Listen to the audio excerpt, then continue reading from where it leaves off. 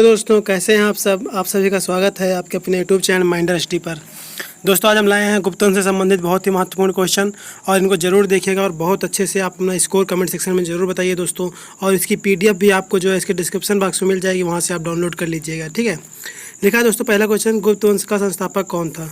दोस्तों गुप्तवंश का संस्थापक कौन था, तो श्रीगुप्त था। ठीक है, अगला क्वेश्चन है गुप्तवंश के सामंत कौन थे। तो दोस्तों गुप्तवंश किसके सामंत थे, तो कुषाणों के सामंत थे। ये बात याद रखिएगा, ये जो है ग्रुप डी में पूछा गया था 2018 में। ठीक है, और इसके बाद चलते हुए नेक्स्ट क्वेश्चन को लिखा हुआ है कि गुप्तवंश किसके शासनकाल में सर्वप्रथम महाराजा धीराज की उपाधि धारण की। ठीक है दोस्तों, तो चंद्रगुप्त प्रथम के शासनकाल में जो है महाराजा की उपाधि धारण की थी। ठीक है, अब दोस्तों देखा है यहाँ पे लिखा है गुप्त शासन, मतलब है गुप्त शासन। ठीक है, गुप्त शासन, यहाँ पे गुप्त होगा, सॉरी। गुप्त शासन के दौरान ऐसा कौन सा व्यक्ति था जो एक महान खगोल विज्ञानी, ठीक है, इसमें गौर करिएगा, और गणितज्ञ था। दोस्तों आर्यभट्ट। ठीक है, गणितज्ञ तो आर्यभट्ट थे ही, आप लोग इससे गेस कर सकते हैं। इसका लिखा दोस्तों अगला क्वेश्चन कि गुप्त शासकों की दरबारी भाषा थी। गुप्त शासकों की दरबारी भाषा दोस्तों संस्कृत थी। ठीक है, गुप्त लोग जो है संस्कृत ज़्यादा बोलते थे, संस्कृत को बढ़ावा दिया था। सबसे अधिक जो है संस्कृत का बढ़ावा गुप्त काल में ही मिला था। ठीक है, इसके बाद दोस्तों अगला क्वेश्चन लिखा हुआ है इतिहासकार वी.ए. स्मिथ। ठीक है, वी.ए. स्मिथ ने किसकी वजह से प्रभावित होकर उसे भारत का नेपोलियन कहकर, ठीक है, पुकारा है। दोस्तों समुद्रगुप्त। सब भारत का नेपोलियन किसे कहा जाता है, समुद्रगुप्त को कहा जाता है, तो पता होगा आप लोगों को। पर दोस्तों किसने कहा था ये जरूर याद रखिएगा। ठीक है, वी.ए. स्मिथ ने कहा था। इसके बाद अगला क्वेश्चन है दोस्तों, गुप्त वंश का राजा कौन था। ठीक है, जिसने जिसने गुणों को भारत, मतलब सॉरी यहाँ गुण नहीं है दोस्तों, हूणों होगा। ठीक है, हूणों को भारत पर आक्रमण करने से रोका। स्कंदगुप्त था जो दोस्तों हूणों को जो है भारत पर आक्रमण करने से रोकता था। गुप्त वंश, ठीक है, गुप्त राजवंश किसके लिए प्रसिद्ध था। दोस्तों गुप्त राजवंश कला और स्थापत्य के लिए प्रसिद्ध था और गुप्त काल में दोस्तों मंदिर बनना शुरुआत हुए थे। ठीक है, मंदिर कला का विकास गुप्त काल में ही हुआ था। इसका दोस्तों अगला क्वेश्चन दिया गया है कालिदास किसके दरबारी कवि थे। दोस्तों कालिदास जो है चंद्रगुप्त द्वितीय के दरबारी कवि थे। और दोस्तों मैं आपको बता दूं कि चंद्रगुप्त द्वितीय के जो है एक नाम और था, वो क्या नाम था दोस्तों, विक्रमादित्य था। ठीक है, विक्रमादित्य चंद्रगुप्त द्वितीय का दूसरा नाम था। ठीक है, इसके बाद देखिए यहाँ पे लिखा अजंता की गुफाएं किस धर्म से संबंधित है। दोस्तों अजंता की गुफाएं जो हैं बौद्ध धर्म से संबंधित है और अजंता की गुफाएं हैं कहाँ पर दोस्तों, महाराष्ट्र में है। ठीक है, महाराष्ट्र के जो है औरंगाबाद में है। ठीक है, इसके बाद चलते नेक्स्ट क्वेश्चन पर लिखा हुआ है एरण अभिलेख। ठीक है, एरण अभिलेख का संबंध किस शासक थे। दोस्तों भानुगुप्त का एरण अभिलेख। ठीक है, कहते हैं ना कि कहते हैं ना भानुगुप्त का एरण अभिलेख, तो भानुगुप्त के एरण अभिलेख से जो है सती प्रथा का पहली बार दोस्तों साक्ष्य भी मिला था। ये भी पॉइंट याद रखिएगा। ठीक है, इस बार दोस्तों लिखा हुआ है मोहन। ठीक है, किसके शासनकाल में भारत आया था। दोस्तों यहाँ पे मोहन नहीं होगा, यहाँ पर हो जाएगा दोस्तों फाहियान। ठीक है, फाहियान जो है चंद्रगुप्त द्वितीय के शासनकाल में भारत आया था, इस बात को याद रखिएगा। इसका लिखा है भारतीय संस्कृति का स्वर्णयुग कहा जाता है। ठीक है, गुप्त काल को, यानी भारतीय संस्कृति का स्वर्णयुग जो है गुप्त काल को कहा जाता है। ठीक, इसका देखिएगा दोस्तों अगला क्वेश्चन लिखा है फाहियान कहाँ का निवासी था। दोस्तों फाहियान चीन का निवासी था। ठीक है, देखिए फाहियान था एक था होयनसांग। ठीक है, होयनसांग एक था, ये दोनों जो है होयनसांग हर्षवर्धन के शासनकाल में भारत आया था। ठीक, ये बात याद रखिएगा। और फाहियान जो है चंद्रगुप्त द्वितीय यानी विक्रमादित्य के शासनकाल में भारत आया था। ठीक है, अब इसका चलेगा नेक्स्ट क्वेश्चन को लिखा हुआ है किस गुप्तकालीन शासक को कविराज कहा जाता था। ठीक है, तो समुद्रगुप्त को दोस्तों कविराज इसलिए कहा जाता था क्योंकि समुद्रगुप्त की एक प्रतिमा मिली है जो कि उसमें उस प्रतिमा में जो है समुद्रगुप्त जो है वीणा बजा रहे हैं। ठीक है, वीणा बजा रहे हैं, इसलिए जो है समुद्रगुप्त को जो है कविराज की उपाधि दी गई है। ऐसा अनुमान लगाया जाता है कि संगीत प्रेमी थे समुद्रगुप्त। ठीक है, इसके बाद दोस्तों लिखा हुआ है मंदिर निर्माण कला का जन्म सर्वप्रथम कब हुआ। मैंने अभी आपको बताया गुप्त काल में। ठीक है, इसके बाद दोस्तों लिखा है अगला क्वेश्चन गुप्त काल के सर्वाधिक लोकप्रिय देवता कौन थे। ठीक है, दोस्तों विष्णु थे। ठीक, गुप्त काल के सर्वाधिक लोकप्रिय देवता विष्णु थे। इसके बाद देखिएगा चंद्रगुप्त द्वितीय ने विक्रमादित्य की उपाधि कब धारण की।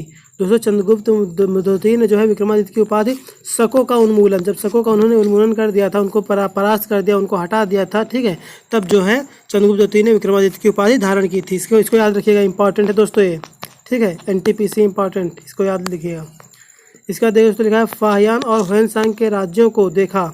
ठीक है, चंद्रगुप्त द्वितीय विक्रमादित्य एवं हर्षवर्धन। ठीक है, इसके बाद देखिएगा ये बात है इसमें कि इसमें क्या लिखा है फाहियान और होयनसांग। ठीक है, तो किन के राज्यों में देखेगा। देखो चंद्रगुप्त जो है, देखो फाहियान जो है चंद्रगुप्त विक्रमादित्य के शासनकाल में आया था, होयनसांग जो है हर्षवर्धन के शासनकाल में आया था। ये बात कही जा रही है, मतलब किसके शासनकाल में ये दोनों देखे गए थे, बात ये कही जा रही है। ठीक है, यहाँ लिखा धन्वंतरी कौन थे। दोस्तों धन्वंतरी कौन थे, धन्वंतरी एक चिकित्सक थे। इसके आगे लिखा हुआ है चंद्रगुप्त विक्रमादित्य के दरबार में नवरात्रि मतलब नवरत्न, यहाँ पे नवरत्न होगा, ठीक है, में से एक थे जो कि चिकित्सक थे, यानी धनवंतर चिकित्सक थे चंद्रगुप्त विक्रमादित्य के दरबार में 9 रत्नों में से एक थे, ठीक है। यहाँ पे लिखा चंद्रगुप्तकालीन, ठीक है, गुप्तकालीन शासन प्रणाली किस प्रकार की थी दोस्तों? राजतंत्रात्मक थी, ठीक है, राजतंत्रात्मक थी गुप्तकालीन शासन प्रणाली। इसका दोस्तों अगला क्वेश्चन है, गुप्त काल को प्राचीन भारत का क्लासिकल युग क्यों कहा जाता है? क्यों कहा जाता है? क्योंकि जो है कला व साहित्य के क्षेत्र अपने चरमोत्कर्ष में पहुंचने के कारण, ठीक है। गुप्त काल में जो है कला एवं साहित्य जो है अपने चरमोत्कर्ष में पहुंची थी, ठीक है, चरमोत्कर्ष, ठीक है, जहाँ इसकी चरम सीमा पर पहुंची थी गुप्त काल में, ठीक है। इसके बाद देखिएगा, गुप्त काल को सोने की मुद्रा, ठीक है, सोने की मुद्रा क्यों कहा जाता था? ठीक, दिनार, ठीक है। गुप्त काल में सोने की मुद्रा को क्या कहा जाता था? ठीक है दोस्तों, तो गुप्त काल में जो सोने की मुद्रा को दिनार कहा जाता था। इसका दोस्तों लिखा हुआ है, नालंदा विश्वविद्यालय की स्थापना किस युग में हुई? ठीक है, तो गुप्त युग में हुई। ये इसको आगे याद रखिएगा, युग पूछ लिया जाए तो अब तो टेंशन मत लीजिएगा, क्योंकि जो है युग जो है गुप्त युग से बिलोंग करता है, ठीक है। तो यहाँ पे देखें नालंदा विश्वविद्यालय कहाँ है दोस्तों? बिहार में है, ठीक है, नालंदा विश्वविद्यालय कहाँ है? बिहार राज्य में है, और जो है इसकी स्थापना जो है गुप्त युग में हुई थी। इसके बाद दोस्तों यहाँ पे लिखा हुआ है, और किसने की थी अगर पूछ लिया जाए दोस्तों, तो कुमार गुप्त ने की थी। नालंदा विश्वविद्यालय की स्थापना जो है कुमार गुप्त ने की थी, इसको भी याद रखिएगा। इसके बाद दोस्तों लिखा हुआ है, गुप्त युग में भू राजस्व की दर थे, ठीक है दोस्तों, गुप्त युग में जो है भू राजस्व की दर कितनी थी दोस्तों? उपज का 1/6 भाग। जैसे कि उपज मान लो कि यदि उपज का मान जो है, यदि उपज 36 किलो हुआ है अनाज, ठीक है, 36 किलो अनाज हुआ है, तो इसका अगर 1/6 कर लेंगे दोस्तों, तो कितना हो जाएगा? 6 के 6 36 दोस्तों, 6 किलो जो है उनको राजस्व देना होता था, 6 किलो उनको लगान देनी होती थी किसी भी अनाज में, ठीक है। जैसे कि 36 किलो हुआ तो 6 किलो देना पड़ेगा।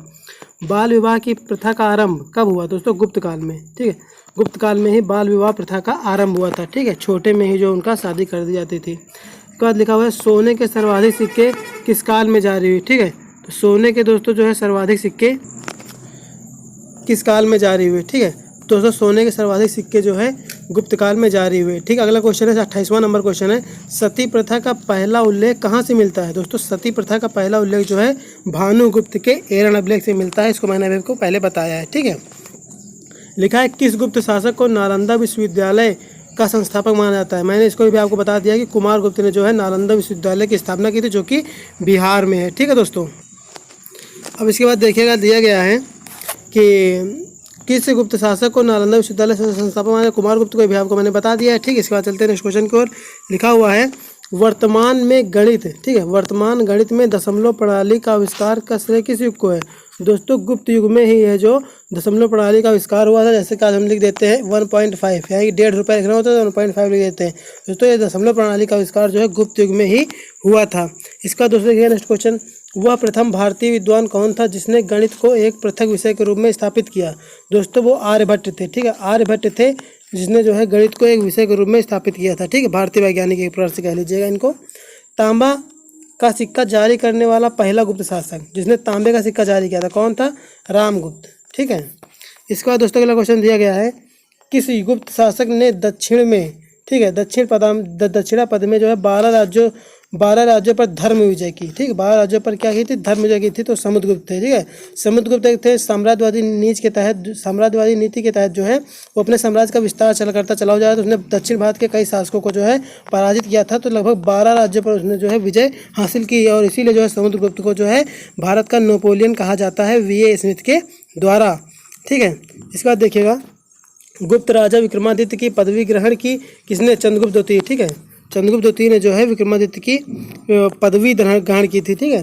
लिखा है दोस्तों, कुतुब मीनार के निकट स्थित लौह स्तंभ, कुतुब मीनार कहाँ दोस्तों? दिल्ली, कुतुब मीनार दिल्ली में है, और उसी के निकट में जो है स्थित लौह स्तंभ वैज्ञानिकों का ध्यान क्यों खींच रही है दोस्तों? इसलिए खींचा जा रहा है क्योंकि जो उसकी जंग रोधकता के कारण कुतुब मीनार के पास जो लौह स्तंभ है ना, लौह स्तंभ लोहे का बना होगा, और जिस लोहे से बना हुआ है वह लौह स्तंभ हुआ, आज तक उसमें जंग नहीं लगी है। तो वैज्ञानिक ये सोच रहे हैं कि हर लोहे में जंग लगती है, ये कौन सा लोहा जिसमें जंग नहीं लगती है, ठीक है दोस्तों। इसी के कारण जो है वैज्ञानिकों का ध्यान खींच रहा है, ठीक है। तो कौन? लौह स्तंभ, ठीक है, जंग रोधकता के कारण दोस्तों। बस क्वेश्चन खत्म हो रहे हैं दोस्तों, और ये चैनल में आप पहली बार हो, चैनल को सब्सक्राइब कर दीजिएगा दोस्तों, बहुत बहुत आपका वेलकम है, ठीक है। और ऐसी वीडियो पाने के लिए दोस्तों बेल आइकन को प्रेस करें, जिससे कि हमारे हर वीडियो का नोटिफिकेशन आपको तुरंत मिलती रहे दोस्तों। धन्यवाद।